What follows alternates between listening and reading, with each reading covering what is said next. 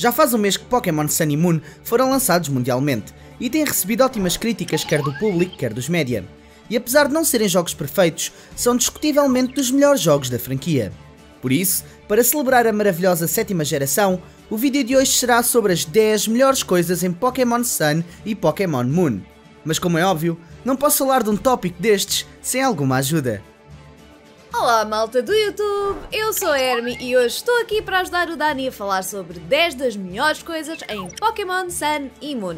Não se esqueçam que este top representa apenas a nossa opinião pessoal. E caso discordem com algo ou achem que nos esquecemos de incluir alguma coisa, podem sempre partilhar a vossa opinião na secção de comentários. Mas, sem mais demoras, vamos começar! 10. Os gráficos. Começamos logo com aquilo que chama mais a atenção em Sun e Moon, o grafismo. Apesar de não ser o mais importante num jogo de Pokémon, é impossível tirar o protagonismo a este aspecto nos jogos da 7ª geração, pois ajudam a dar vida à região de Alola, quer sejam as cores vivas e quentes de Sun ou o maravilhoso céu estrelado de Moon. Este jogo é um pedacinho de céu para os olhos. Número 9. As provas insulares. Os Trials são um ponto controverso para se incluir neste top, mas de facto temos de dar crédito por uma franca tentativa de alterar o canon de uma forma que não choque quem está habituado a 20 anos de ginásios e de uma forma que faça sentido dentro do jogo.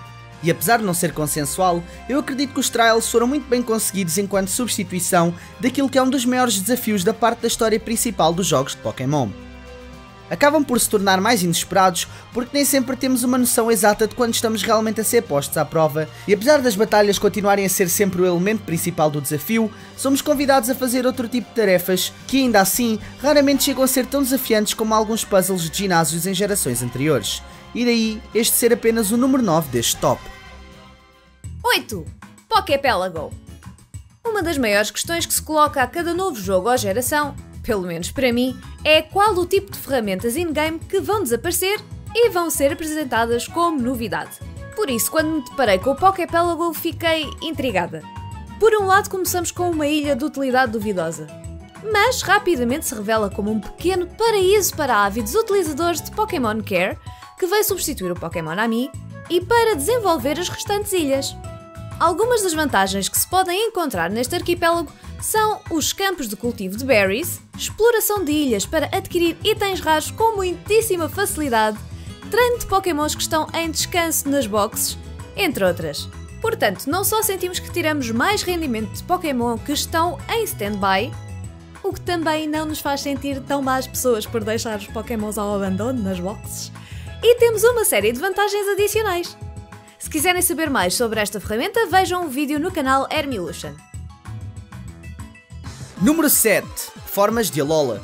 Com a introdução das formas de Alola, a Game Freak deu nova vida a alguns Pokémon que todos conhecemos e adoramos, ao mesmo tempo que dá à região de Alola um aspecto único. Pegar em designs antigos pode parecer falta de imaginação para uns, mas na verdade, as pequenas mudanças de aspecto, juntamente com este tipo e habilidades, não só ajudam a aproximar o mundo Pokémon do nosso, uma vez que no nosso mundo há várias espécies de animais que se adaptam à região onde vivem, como também é uma excelente forma de cativar com nostalgia quem cresceu com os jogos originais da franquia, ao mesmo tempo que oferecem algo novo. Número 6. A região de Alola. Como todos vocês já devem saber, até hoje os jogos da 2ª geração são dos meus favoritos. E parte disso deve-se à representação da região de Johto no jogo, um ambiente rústico nipónico com elementos únicos. E para mim, mais nenhuma região foi tão bem retratada. Isto é, até a região de Alola. A região de Alola é fortemente inspirada no Havaí, e isso nota-se durante o jogo, desde os instrumentos usados na música ao design de alguns Pokémon e até mesmo nos nomes das cidades e edifícios que nelas existem. E nota-se que muitas horas de trabalho foram precisas para dar vida com tanto detalhe a esta maravilhosa região.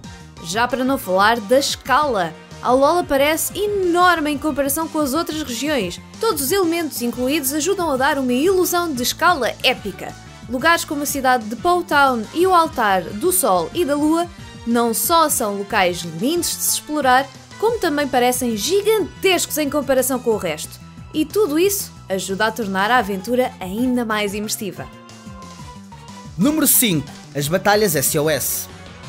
Inicialmente, deu-se muito destaque às Battle Royale, mas outra das novidades são os encontros SOS, que apenas se podem ter contra Pokémon selvagens.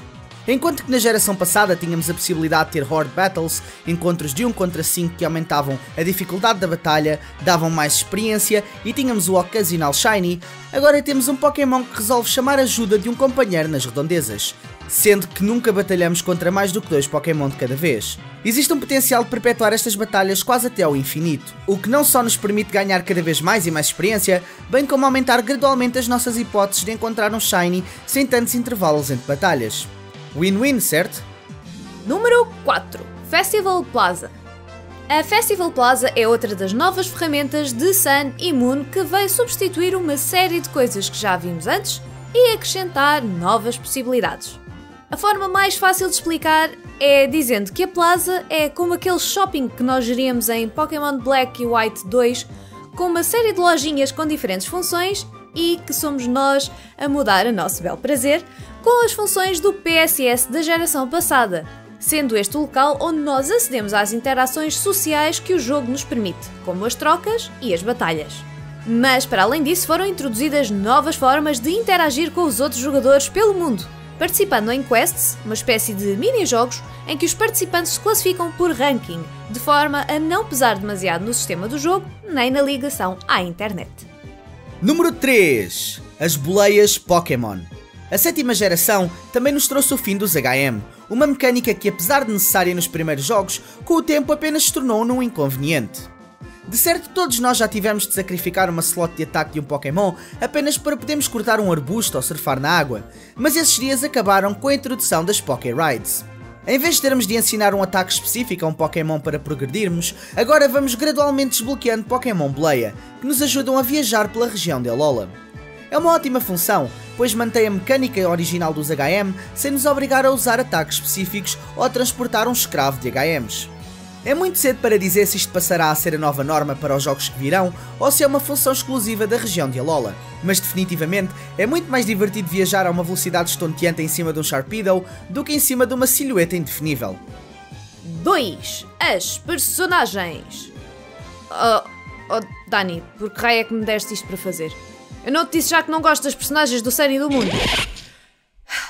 Bem, na verdade não posso ser assim tão injusta para com as criações que ilustram esta história, que a mim honestamente me desiludiu. Mas, convenhamos, e aqui vai haver muitos spoilers, mas acho que é necessário. A Lily tem uma evolução engraçada, os capitães dos Trials são coloridos e os Kahunas, para mim, são dos melhores personagens no meio desta geração. Uns mais do que outros, mas um dos Kahunas é, sem dúvida, o meu personagem preferido. Após o final da história voltamos a encontrar-nos com Lucar, que continua fiel a si próprio e conseguimos desvendar um pouco mais do seu passado. Também conhecemos a sua chefe. História engraçada. Mas para mim o principal problema aqui é a falta de desenvolvimento dos personagens, que criaram com tanta backstory implícita que quando vemos a coisa ficar por ali, cria uma sensação de frustração. Número 1. A música. A música. A sério, nem sei como começar a tentar explicar o meu fascínio com a banda sonora de Sun e Moon. Não há uma única música que não me traga um enorme sentimento de maravilha e nostalgia, quer sejam os temas de batalha que prestam tributo às gerações anteriores, ou até mesmo as músicas das novas cidades e rotas, que juntamente com os lindos visuais de que já falámos, ajudam a tornar a região de Alola mais viva e memorável. Nota-se bem o esforço que a Game Freak, Junichi Masuda, Goichi Noza e os restantes compositores puseram em criar esta OST, compondo aquela que provavelmente é a melhor banda sonora de qualquer jogo Pokémon. Para mim, esta OST não tem elos mais fracos como algumas das gerações anteriores. É uma compilação de músicas lindas que mostram que, tal como nós, Pokémon cresceu ao longo dos últimos 20 anos e tem o desejo de continuar a crescer. Quer seja a Welcome to Alola que ouvimos no início do jogo, com os seus lindos coros, o tema de batalha contra Pokémon selvagem que pisca o olho às 6 gerações anteriores, ou o pusante tema da batalha do Kumo, esta banda sonora de certo cativará não só todos os fãs de Pokémon, como também os fãs de boa música orquestral em geral. E pronto pessoal, estas são as 10 melhores coisas em Pokémon Sun e Pokémon Moon. Qual é a vossa preferida? Adorava ouvir a vossa opinião nos comentários. Quero também agradecer à Hermi pela ajuda a escrever e a apresentar este top. Não se esqueçam de passar pelo canal dela, Hermilution. O link está alguns no ecrã e também na descrição. Como sempre, se gostaram, não se esqueçam de deixar o vosso like, partilhar o vídeo com toda a gente que adora Pokémon e se ainda não o fizeram, subscrever ao canal. Não custa nada e ajuda mesmo bastante. Muito obrigado por assistirem e vemo-nos no próximo vídeo. Alola!